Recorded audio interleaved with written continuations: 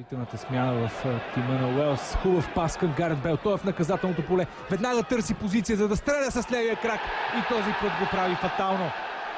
Успя да се измъкне между двама футболисти на българския тим. Успя да си поиграе с тях в наказателното поле. С 1 от 4 присъединена песен. Още веднъж как се разви тази атака. Скоростта даде предимство на Уелс. Първи стигна до топката, бе изтърван от Занев. След това финта, който приложи на Иван Иванов. Изложи се на